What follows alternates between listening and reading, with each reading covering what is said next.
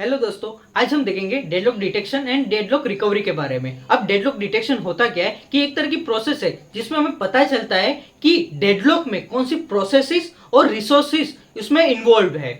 अब deadlock detection कैसे करेंगे कि देखेंगे कि जो हमारा रिसोर्स है वो सिंगल इंस्टेंस में या मल्टीपल इंस्टेंस में जिसकी वजह से डेडलॉक फॉर्म हुआ है। अब अगर जो जो भी रिसोर्सेज हमारे वो सिंगल इंस्टेंस के, तो ऑपरेटिंग सिस्टम क्या करेगा कि उसके अंदर साइकिल डिटेक्शन एल्गोरिथम का यूज करके वो पता लगाएगा कि इस पर्टिकुलर पॉइंट पे मेरा डेडलॉक ऑकर हुआ है।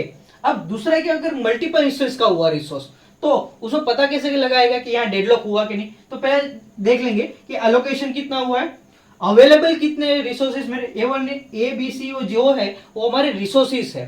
तो देखेंगे एलोकेशन, अवेलेबल देखेंगे कि अगर उसकी नीड फुलफिल हुई है या नहीं। अगर नहीं हुई है तो हम बोलेंगे कि वो पर्टिकुलर पॉइंट पे हमारा डेडलॉक ऑकर हुआ है। बट यहाँ एक कंफ्यूजन है कि ये देख के आपको लग रहा होगा कि ये बैंकर्स एल्गोरिथम की तरह है, पर इसमें ऐसा नहीं है कि बैंकर्स एल्गोरिथम का यूज कर सकते हैं इसमें। तो अब हम देखेंगे डेडलॉक रिकवरी के बारे में। अब डेडलॉक को हम रिकवर कैसे कर सकते हैं, मतलब कि कोई भी पर्टिकुलर पॉइंट पे एक प्रोसेस या रिसोर्सेस को वहां से उठा के ऐसा क्या करें कि वो डेडलॉक पूरा वहां से रिमूव हो जाए। तो पहला है कि किलिंग द प्रोसेस, मतलब कि या इसमें दो पॉइंट आए थे कि किल ऑल दी प्रोसेस, मतलब कि जो जितना भी ओकर हुआ है मेरा, तो ये सारी प्रोसेस को मैं किल कर दूं, तो उससे भी डेडलॉक रिकवरी हो सकती है।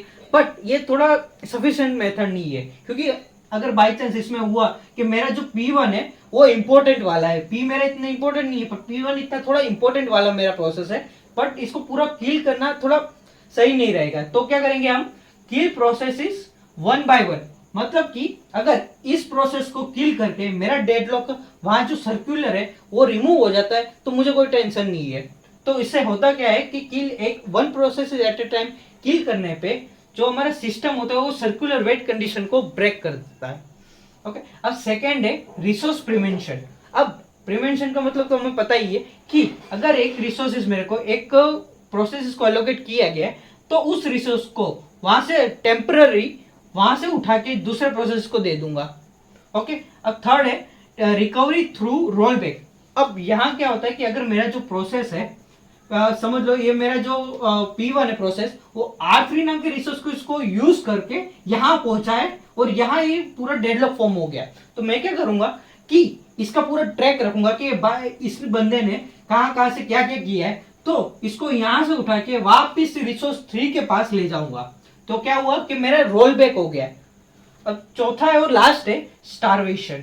अब स्टारवेशन का मतलब आपको पता ही होगा, नहीं पता तो बता देता हूँ कि स्टारवेशन का मतलब क्या होगा कि एक पर्टिकुलर प्रोसेस बहुत लंबे टाइम के लिए एक रिसोर्सेज को एलोकेट होने का वेट कर रहा होता है, तो उसको कहेंगे हम स्टारवेशन। अब इसमें होगा क्या कि select the victim only for the finite number of time, मतलब कि जैसे कहा गया कि प्रोसेस लंबे टाइम के लिए रिसोर्स का वेट करता है, तो मैं एक टाइम एलोकेट कर दूंगा कि 5 सेकेंड के लिए या 5 मिनट के लिए कि अगर प्रोसेस वेट करता है तो उसको रोल बैक कर दूंगा। ओके, या विक्टिम का मतलब क्या है कि वो पर्टिकुलर प्रोसेस जो वेट कर रहा है लंबे समय से, तो उसका क्या करूंगा मैं, एक कोई भी मेथड यूज करके उसको रोल बैक कर दूंगा। तो ये गाइस यही था डेडलॉक रिकवरी।